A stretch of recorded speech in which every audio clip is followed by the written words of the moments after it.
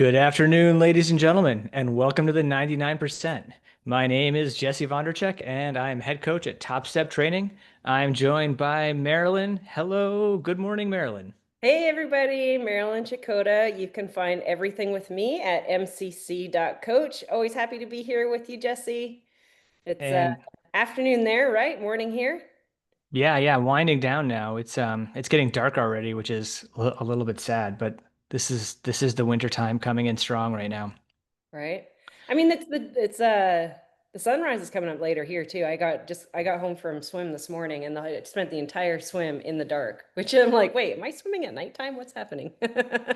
Ah, you sound like a real triathlete now, Marilyn. I'm so proud of you. Oh, Swimming before the sunrise. right? Oh Good my work. goodness. Yep, it's all good. How is the triathlon life going for you? Great. It's really good. You know what? I said this to an athlete earlier on the weekend who was asking me just like how it was going. And I will say, your body just feels so much better as a multi-sport athlete. When you're a single sport athlete, when I was just, any blocks of time, I've done single sport in particular when I'm just being a bike racer, your body just feels a lot different than when you're a multi-sport athlete. And we take for granted when we do triathlon, like how balanced and how good your body feels from the three different sports. And I'm reminded of that every single time I get back into it and get back into the routine of it. It's such a great balanced way of life and fitness and overall for your body. I mean, whether you're racing it really hard on an elite level or right through to just doing it as a lifestyle, never going to race at all. It's just you feel so much better. So it's been really good. And of course, I'm never getting to train as much as I want to because in my because I like training. It's fun for me, right? It's like I really enjoy it. It's a fun thing. So I always want to do like all of us more, but then there's life that gets in the way or work and all the normal things. So it's going well, and I want to do more, which is not a bad place to be. And more is more, right? No, yeah, that's perfect. I feel like, especially for right now, if you can just keep going and have that desire burning to do more, then I feel like that means you're kind of doing something right. If the desire's not there, then maybe you're tapping out in a little too much training. So yeah, Right, that's good to hear. right. And and yeah, I feel like I have a few athletes in particular that I hope heard your last little spiel there because that balance that you feel from multisport is something I'm trying to force on a couple of my single sport athletes, and I want them to become at least closet triathletes, so we're working that way. So that was a great intro. Yeah, I mean, that's the runners that I have. I mean, it's so important, right? And even my open water swimmer, who's, she was a triathlete, now predominantly an open water swimmer. I still have her run and and a little bit of cycling and all that. It's the cross training, and it's just it's proven. Even the elite runners for many years now, they incorporate that into their training, the swimming and a little bit of cycling and that kind of stuff for staying more injury free and bigger aerobic base. And anyways, yeah, super.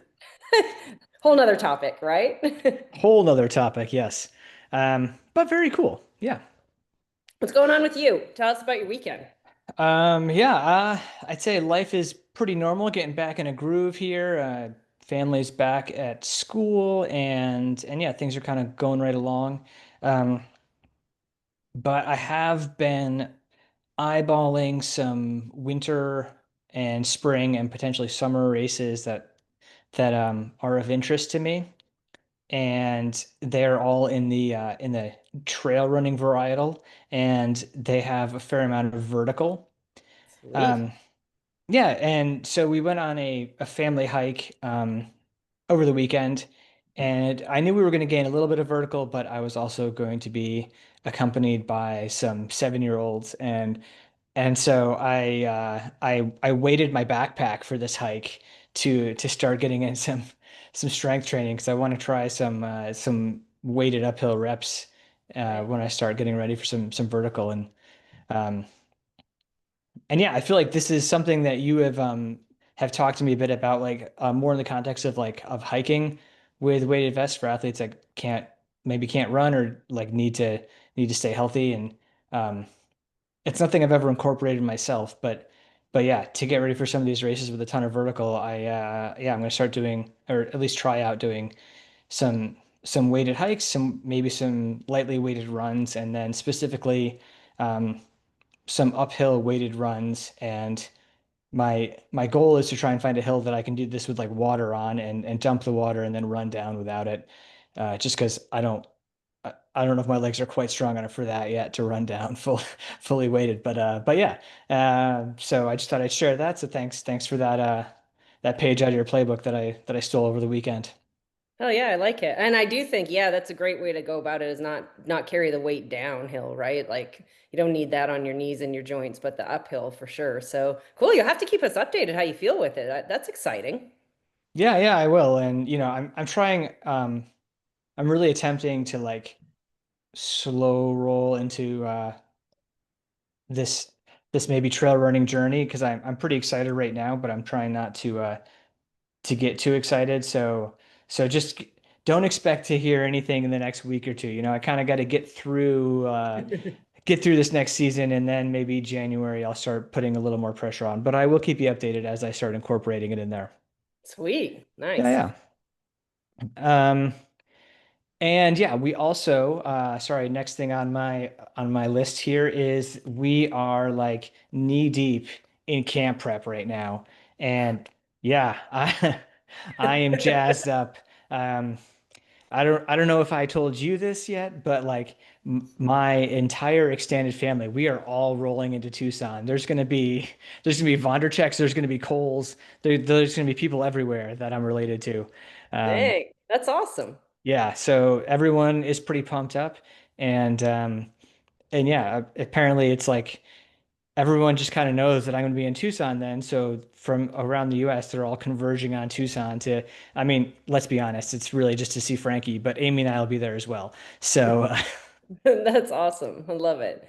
It's so cool with camp. I am so I think it's, the relationship you and I have developed with running camp has been really awesome. And we've as we go through the prep of it, we've had the opportunity to interview every year. We like to incorporate new young coaches and, mentor them through and that kind of stuff. And it was fun, a little bit of interview process with them and being able to see how many people have been following the camp for so long, right? Like this is 19 years in a row that this camp has been going, which I think is sort of known in the industry as one of the like longest standing triathlon camp in the industry, really. And I inherited it from Gordo and the Endurance Corner group. And then, we've kept it going and alive. And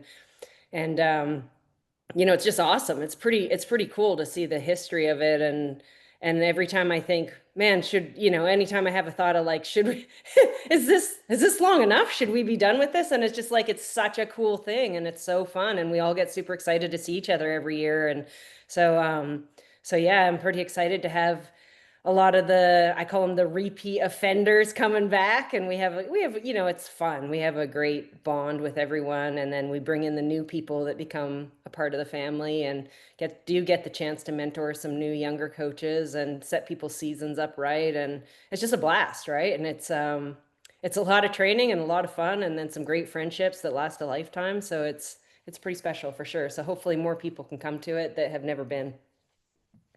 yeah, and just to add to that, would you like to throw a little education in the mix? So hopefully, yeah, you have a lot of fun, get a lot of training in, maybe learn a little bit while you're here, and well, there, and yeah, yeah, no, I'm excited, and we have when this podcast comes out, we'll have a few days left of early bird specials. So jump on the Tucson Camp website and fill out the form, and you can get early bird pricing. And yeah, I would jump on that sooner rather than later, even if you don't want early bird pricing, because yeah, camp does fill up or has in years past. And also, if you get in on time, then I can get you a shirt of the appropriate size, which is always nice. So, Right? um, and man, I feel like I know we can't start planning until camp is over, but I'm pretty excited about 20. But we'll just put a pin in that. Um, Oh my God. Every year I'm like, oh my God, another. But no, it's awesome, right? We'll have to do something pretty cool for that. yeah, no, yeah, it'll be good. But yeah, let's finish scheming for this year before we worry about next year.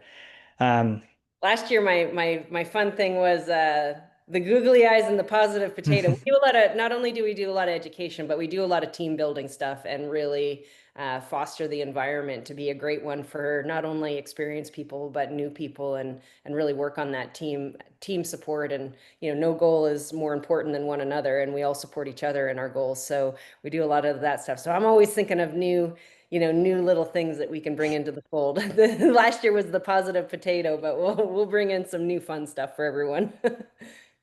I'm excited. I'm excited. So yeah, check out TucsonCamp.com. Link will be in the show notes. And yeah, hopefully you can come to camp and spend a week with us. What could be better than that? I Oh can't think my of anything.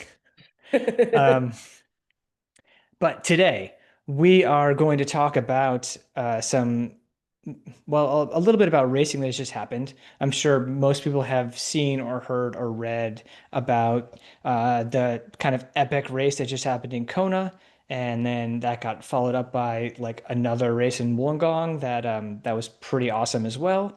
And sorry if I butchered that pronunciation. Um, but yeah, well, we'll talk a little bit about the races and kind of a little bit about what happened in them. This is not going to be a race debrief, but a little bit about what happened in those races, a little bit about why it happened, and hopefully we can kind of give people some maybe some really good takeaways on how to look at that and say, okay, well, this is what I don't want to happen, and then how do I turn that into what I do want to happen, and try and have people leave with maybe some race prep strategies and yeah, just really like understand maybe a better understanding um of how to like not fall into some of the major pitfalls of racing that happens when racing just gets so competitive and that's kind of the state we're in right now with racing. Every year it just seems to level up and you've seen that in the men's field and then now in the women's field, you've seen a really big jump in the competitive nature of racing and across the entire field. You really see the level up that's happened, and I feel like Kona was just a real showcase of just how high the level's gotten, and then what that does to the way the race unfolds. Um, all right, that was my setting the stage. Right. I Well, teed I you up.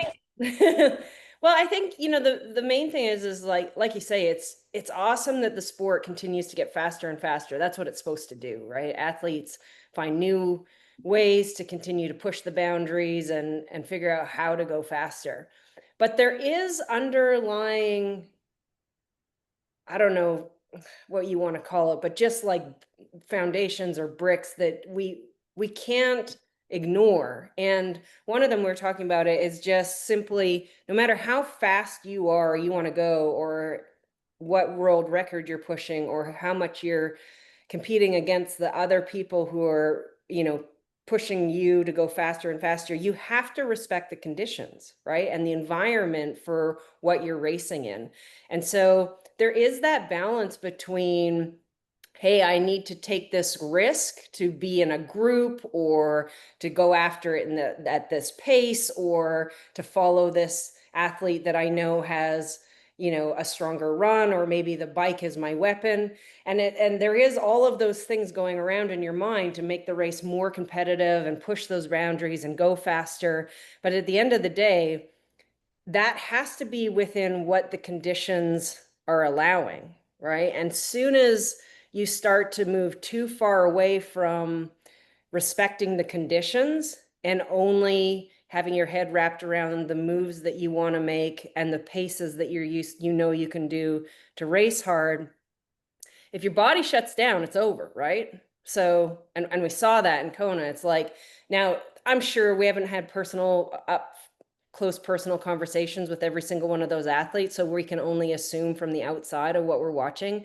And it's not like we've been able to, have them on the show and ask like exactly verbatim like what actually happened. But you could see that if you're racing really hard in really tough conditions, having that deep understanding of where that line is and where those decisions need to be made so that you can race right to the line is super important, because there's nothing, if you're succumb to walking or having to stop because you misjudge that a little bit, the race is over. And so I think that it's not really a new problem, right? The racing is faster and the competition is more fierce, and it's great, and the competition is closer in ability, and that's all amazing. But this is not a new problem in terms of seeing meltdown when that's not respected in the conditions that are provided. And I think Kona's been pretty mild for a number of years, so maybe people have sort of gotten away from remembering how harsh that place can be. But if you go through the history of it and watch some of the epic battles, I mean, the men's race and even right back through the beginning of time of watching, what can happen to, we watch the crawls across the finish line, right? I mean, if your body just goes, that's it doesn't matter how fast you are, your body says that's it. um Tell me what you see there. And again, all of this is coming from the point of view of that, what we saw, not what we've actually had conversations with the athletes. So Yeah, I mean, so yeah, I definitely don't have any insider information, but when you see people DNF, and I guess we're looking at Lucy DNFing not that far from the finish, and then Taylor DNFing was like 2K or 3K from the finish line or something. Like that was not their game plan, right? They had planned on finishing the race, and so I feel like it's a fair a fair a fair assumption to say that they got pretty warm and that had a large factor in them not finishing the race. And I think that's kind of what we're talking about here. It's just not respecting the heat in Kona and not um, and maybe letting the moment get away from you a little bit too much, where you're kind of digging past that point of no return. And when you see it like that, it seemed as though like all the racers were so concerned about what the other athletes were doing that they're willing to throw their race plan out the window to try and like kind of throw that Hail Mary and get to the finish line first. And like that, that's racing. So on some hand, you have to respect that's like what you have to do. You've got to go outside your comfort zone. You got to push your limits and push those boundaries that maybe are holding you back. But I think that kind of what you're talking about with the conditions, like this day in Kona was a day we haven't seen in Kona in 5 or 6 years where it's been that hot. Um, and again, I wasn't there, but I did hear that it was like kind of raining in the morning and then it stopped and then it was just this kind of like oven of humidity where the humidity and then the heat were much higher. And sometimes you get that afternoon rain where it kind of like breaks everything down a little bit, but on race day they had it in the morning. And so that kind of like threw what we would maybe see for the weather pattern into this kind of situation where you have really high humidity and then there's no rain and again, not super windy, which might make for the bike a little faster, but then you get on the run and you're really wishing you had that breeze. And so you have that still humid air. And in that condition, I mean, as well as I do, but you can't cool down, right? Once you get hot and it's that humid and there's like no wind, no nothing, like your ability to bring your core temperature, your body temperature down at that point is while making forward progress is going to be insanely hard, right? So you're going to have to stop and uh and really have an aggressive cooling strategy or just go at a pace that's like a little bit lower than maybe what you could do at like a race in Frankfurt or something. And yeah, those conditions I think were, since we haven't seen them in a while, maybe people weren't quite prepared for them mentally. I'm sure like physically everyone did the work where they're all doing some amount of heat prep and so they're feeling ready for these kind of aggressive conditions, but then when you get out there and it's actually that much hotter than it has been in years past and you're going that much faster because of the competition around you, then now you're kind of pushing into that new environment where you're kind of like into that unknown. And then the question becomes for the athletes is like, how far can you push into that unknown, like before the lights go out? And yeah, that's when it gets Well, that's when it gets dangerous, and that's when it gets hard to kind of like figure that problem out. But yeah, I mean, it was a crazy hot, crazy humid day, and then we had so many fast athletes there just kind of pushing, trying to win, that I think it does, makes people really try to get that win kind of outside of their capabilities, and that's where you run into the problem of not being able to finish the race.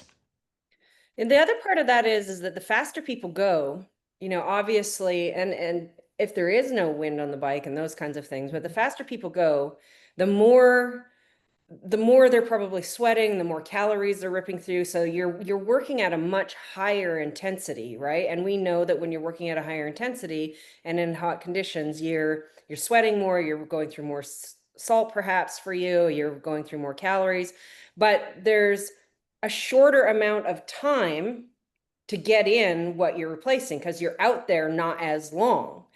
The other part of that is that the higher the intensity that you're working at and the higher the temperatures, the harder it is to digest and absorb anything. So you've got this really big math problem, right? Where, in cooler conditions, when you're racing really hard, you understand, okay, I'm burning through a lot more calories. But cooler conditions, the sweat rate's a little less, so maybe you're dumping a little less water. Um, and it's a little easier to digest calories, even though the intensity is a factor and it's giving you some trouble with digestion at that work rate. It's a little bit cooler, so you're able to absorb things, you're able to get enough fluids in, that kind of thing. But when you've got less time, a less ability to absorb things, but your output of what you're losing is much higher. This is just like it's just a simple, like I say, it's a simple math equation, right? Like you're just not able to look after yourself as well. And there's a huge risk of knowing, like, hey, maybe I need to back off a little bit to make sure that I'm setting myself up to be able to get what I need in terms of cooling and hydration and all of that, so that I don't, you're thinking about these things on the bike so that I don't have a meltdown on the run. At what point does my core temperature start to go up and I'm not absorbing what I need? When you're racing at that level and that intensity, you're not going to be able to get in what you put out. That's just, you're just going at such a high work rate at such a short amount of time. And that's where the fitness kicks in, right? Like you're so fit. All of these athletes are so prepared and so fit, but there just becomes that tipping point. And that's a tipping point, even not only, in terms of the heat and the conditions, but it becomes a tipping point in terms of fueling and what you can do and cooling and what is available in that at that intensity, in that heat, in that amount of time.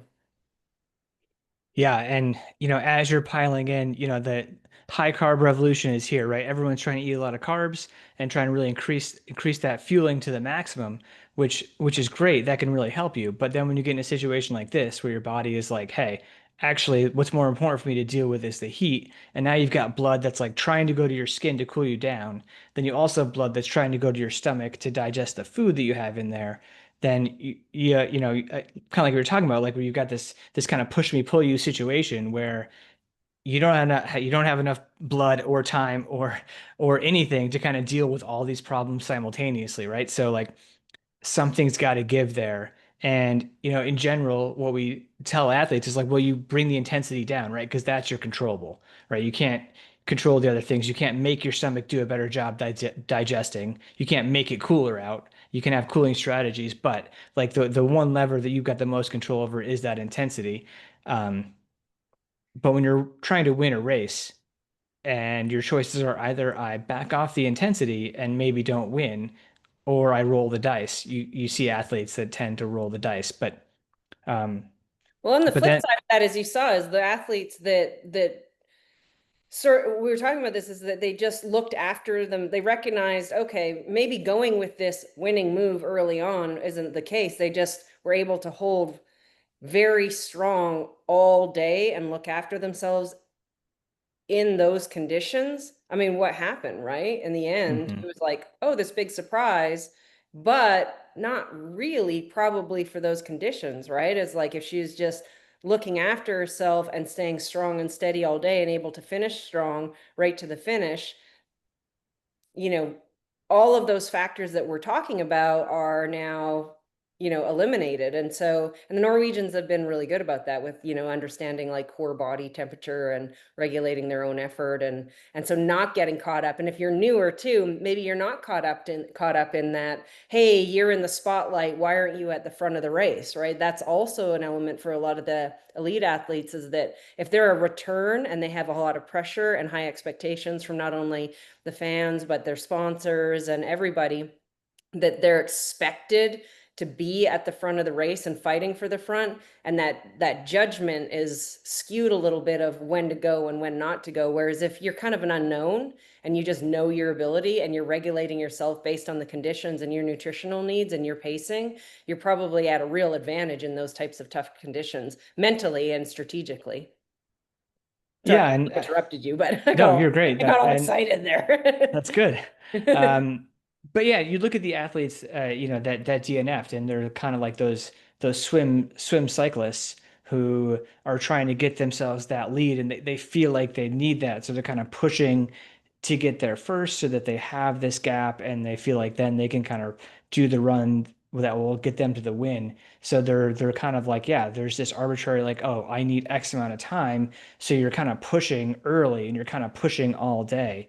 And and listening to some interviews with Solveig after the race, like she didn't go to Kona to win. She was like, oh, like maybe a podium would be awesome. Maybe a top five would be really cool. Maybe I can crack the top 10. And she was like, maybe I can do these things, but her race plan wasn't to try and win the race. And I think that makes a really big difference here, because she wasn't trying to have an A plus race. And to win a race like Kona, any world championship, you need to have like 105% day. You need to scrape some extra credit out somewhere, because you're racing the best in the world and everyone is crazy fit.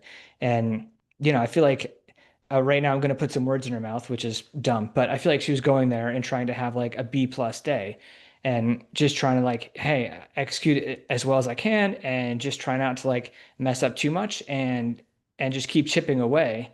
And then all of a sudden she finds herself in the lead. And if you look at her capabilities, um, sorry, this is a little bit off the cuff, so don't get hung up on these numbers, but I think she ran in the upper 240s in Lake Placid, which is a crazy hard run course.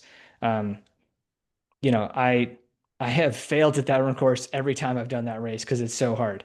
And so her run pedigree is really high. And then she ran a 2:55 in Kona, which is crazy fast given the heat.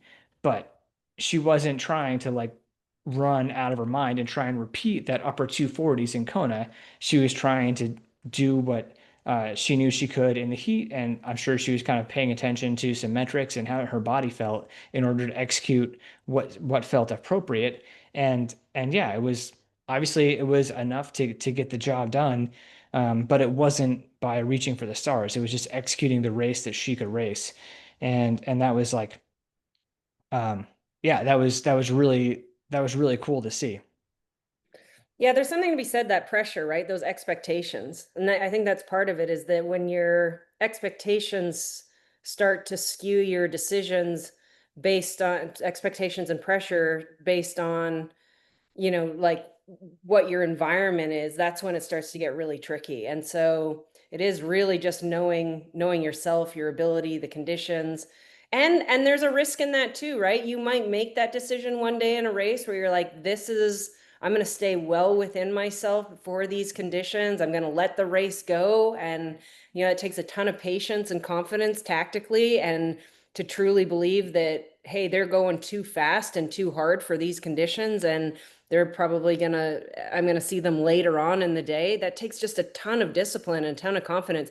And there might come a day that doesn't work out that way, right? Where, shit, I let that race go, and I knew I could have gone with them, but I didn't because of the conditions. And heck, they made it all the way to the finish line and really raced in those conditions really well, and you didn't see that coming. So these are gambles that you're always taking, right? And whether you're racing in the elite field or you're racing in the amateur field, or you're just racing for a personal best where you're trying to gamble, like what risk versus reward, and where does that play out? And sometimes that just takes a ton of confidence in your training, it takes a ton of confidence in yourself, and that's just experience. And sometimes that actually might play out in ways where in training and racing, you make a bunch of mistakes, so you find where those lines are, and there it's it can be, I mean, it can be painful, and it can be a little bit like hard on the ego, but that's a fun part of it too, right? Like that's how you discover, oh, actually, I can make it through that and I'm all right, and I actually do that really well. Or, whoa, I really need to respect that and I need to back off here and figure that out. For me, I know when I was racing, I personally, if you looked at me the way I'm built, where I was from in Canada, like all of these factors, I'm a heavy sweater, I'm a salty sweater, I cramp easily. There's no way I should have been an athlete that races well in the heat. But as I was exposed to those environments and took a lot of risks in those environments, we discovered that I was actually really good in the heat. And so without taking those, and I had some as many successes as I've had in the heat, I've had some epic fails in the heat too. I mean, there was times early on in my career where my coach Scott would take me out on these rides and I would cramp up so badly. I would be standing on my bike on the side of the road and couldn't move, and he would laugh at me and say, "I'll see you when you get home," like basically like figure it out, and and he would take off. And it took some pretty painful, ego crushing mistakes to figure out where that line was for me, and figure out how to be good in the heat, and where, what I needed to do nutritionally to make sure that I could keep going. So there is elements of that for everybody, whether you're racing the front of the race or racing your personal best. And yeah, I feel like, you said some things in there too, where it's like the more fitter you are, maybe the guardrails can get a little bit wider, right? When you have a little bit less fitness, I feel like you've got to be more careful. Um, but I feel like that's the problem, right? Is like you've got to put those guardrails somewhere. Your fitness gets increased, then the guardrails get a little further apart, but you still have to have them there. And there is still like a trickle down effect of having that higher guardrail be a little bit higher and what that's going to do to your race down the line. So like, yes, maybe you can widen them a little bit, but then you need to understand what happens when you do that. And and yeah, like for me, I always think about that was always like the issue for me was being able to ride hard enough to be able to like get off the bike in a good spot. And going into Ironman Arizona 1 year, that was like a big focus of mine, is to be able to increase my bandwidth for the bike to be able to handle the surges and deal with like Arizona, notoriously gets a group of guys kind of working together at the front, and to try and be able to do that. And so, really focused on that in training. And I really increased my ability to kind of handle those surges, ride above threshold, recover, keep doing that over and over and over and over and over again. um, and then be able to run off it. But it still becomes that gamble of like, well, how many is too many? It's like the egg question, right? Just keeps coming. Like, is 13 times over threshold too many? I don't know. Um, Right. and but yeah, but always being able to come back, and then I think though that the thing is you have to at some point check in with yourself and say, okay, like I trained for this, but when does it get to that point where I'm now no longer going to be able to run well? And and then what are the conditions like? If it's a cool day, then what does that mean for how hard I can ride and still be able to run well? So always trying to bring back to kind of like where you're at, and then yeah, I kind of apply that to the conditions on the day and to how you are going to execute that race. Um, Absolutely. sorry, And there's a bit of a tangent there. we both are pretty passionate about this topic, right? And it's like, and can you absorb the fueling that you need to make sure that you're okay on the back half? I mean, that's the big thing, right? I mean, even as recent as when I did um the 6 hour TT in Palms in that Palm Springs area, it was out in Borrego Springs. It was like, I think it was in the 90s that day. It was pretty hot, and you're wearing a TT helmet, and there was you know, yeah, I had to make one of those tactical decisions where I went really guns a-blazing the first like 2 hours of the race. But I knew that in terms of fuel, the kind of damage that was doing. So I went into, big time fueling, thinking about the back half of that day, knowing the risks that I took, and I did cramp towards the end of it, and I had to like hang on to what I had, but I took that calculated risk and I was aware of what I was doing and adjusted my fueling accordingly. Had I not, there's no way that I would have been able to keep time trialing that hard for 6 hours. But having that experience and knowledge to go, man, I know I just took like a massive risk. I went really hard for 2 hours at the beginning of a 6 hour day. It's pretty damn hot out. I'm going to have to go into major cooling and fueling control, overload at the beginning here to make sure that that last hour I still got some gas. And so I think as you make these types of decisions, you've always got to be thinking and adjusting. When you get stuck in a plan, you're like, oh, I still just need my 1 bottle per hour. It's like, well, that plan just went out the window when you decided to go that much harder in the first 2 hours, right? Like, and you better have the whereabouts and the athletic intelligence to make that adjustment based on the decisions you're making. And so that's your responsibility as an athlete, right? And you've got to be able to do that. So there is one thing about planning for racing, and then what's the old saying, right? Everyone has a plan until they get punched in the face. So it's like you've got to have a plan, yes, but you've got to have the experience and the athletic intelligence to adapt as you're going based on what's happening around you and based on the decisions that you're making, and make sure that you're putting yourself in a position to race right to that finish line. Really important stuff.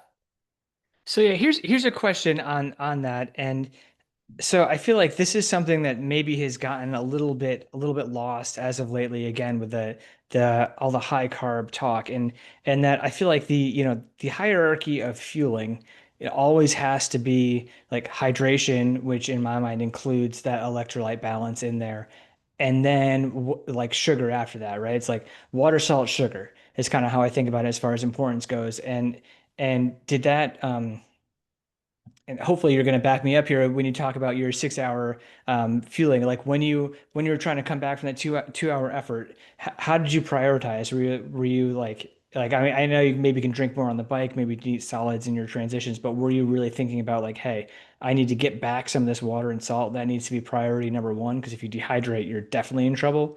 Or yeah, how did Yeah, that go? totally, right? I mean, Scott used to say to me when I was racing, he said, you when you're at that level, like say we're talking about the very front of the race that are trying to win races, you're so fit. He used to say to me, he was like, look, you're so fit. If the shit really hit the fan, you could get through this day on water and salt. It wouldn't be pretty and it would be pretty rough, but like you could do it, right? So that exactly that order, it's like if if you're really, really fit at a professional level, you do have the ability to go a really long ways with very few calories. It's not ideal, and obviously you want to fuel well, but if all hell broke loose, you could. But you get dehydrated to the point of no return, you're not going to be able to keep going. You'll be stopped in your tracks, right? And I'm not saying that like if you bonk epically that you won't pass out or something like that. That does happen. But when you're really, really, really fit and racing within yourself, you can go for a very long time. And so if you're going to prioritize them, absolutely hydration, salt, and obviously fuel. Ideally, you get them all right and you're firing on all cylinders and you don't have any kind of meltdown. So don't misinterpret what I'm saying there. But in terms of priority, absolutely. If you're pounding a lot of carbs and a lot of fuel and it's hot out and your work rate is very high and the stress is very high, the chances of you absorbing those calories become less and less. And the more dehydrated you are, the more GI distress you're going to have. And that severe GI distress ruins a lot of races, right? Whether they're buckled over or they're in the toilet or whatever, right? And so dehydration is probably, you know, you the high carb approach is good as long as you can adjust it again based on the intensity, the decisions you make, and the conditions. So all these things are things that, like I talk about athletic intelligence, you got to be able to make really good decisions for yourself, right? Like if you're like, man, I am going very hard and it's 90 degrees out and I had planned to take 400 calories an hour, but my stomach's getting a bit queasy and I'm getting a bit dehydrated. You need to adjust what you're doing, right? You either need to back off Okay. If you can't back off, then you need to get a heck of a lot more water into you. And you probably need to reduce the calories just a little bit until you can absorb that and get enough hydration into you so that then you can keep racing. So these are really important decisions that you need to be able to make as an athlete. I that if my internal monologue when my brain is talking to myself is never like you're going very hard. It is it's a little more harsh than that. That was a very nice way to put that. Um, Right. I am going very hard. um, That's when the hand comes out on mine. I am going very hard. that's when you stop talking when we're riding. Yeah.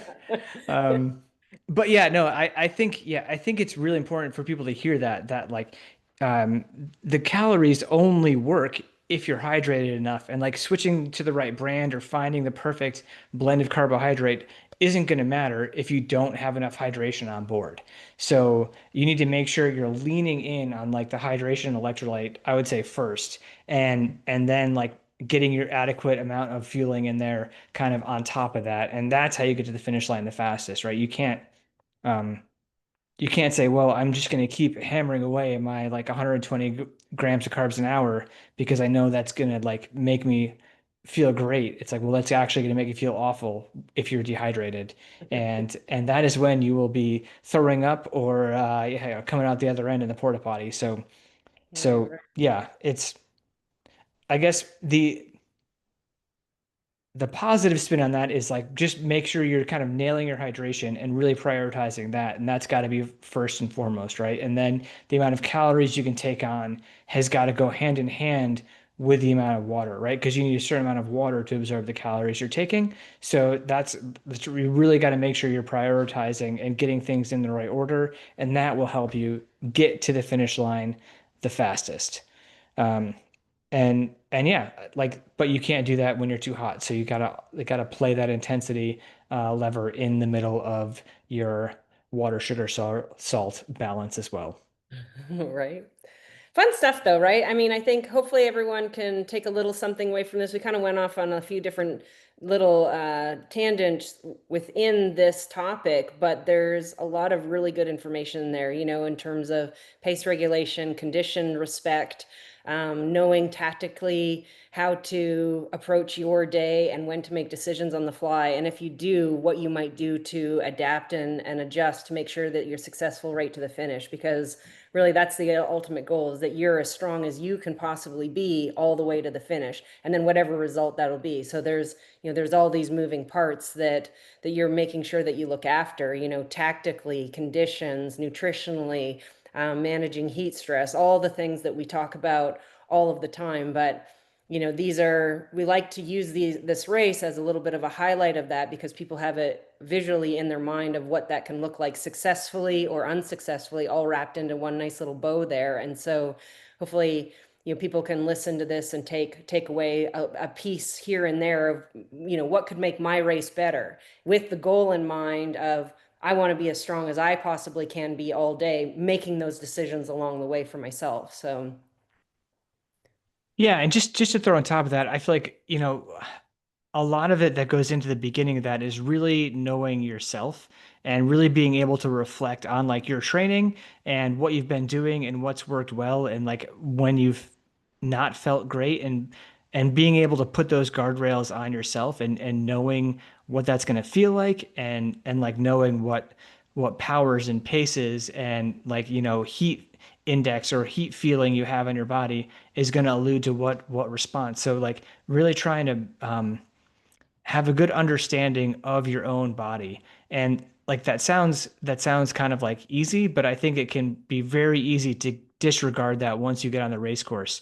So I would recommend to anyone like as you're getting ready for a race to really look back at your sessions and the environment and really kind of use that all to influence what your approach is going to be and really think about like those feelings that you had or have and like the better you know yourself the better you'll be able to problem solve on race day.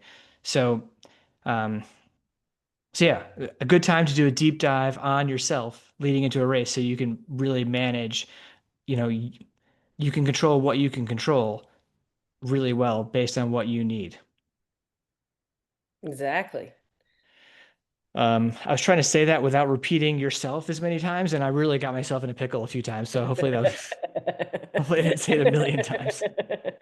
Uh, Um, Awesome, Jesse. Thanks so much for the topic today. It was really fun to talk about that stuff. And the season's not over. We've got 70.3 Worlds coming up, and that's going to be exciting. I think that's going to be a really different course this year for people. And there's the end of season races as well that will continue on. You've got the Florida races, Arizona, then there's 70.3 here in Palm Springs. There's all kinds of races still coming up, but most importantly, 70.3 Worlds. So hopefully people can listen to this kind of stuff and apply that going into their races. Cozumel at the end of the year is another hot race, right? That can be a real hot tricky one. So maybe some of this applies to you there.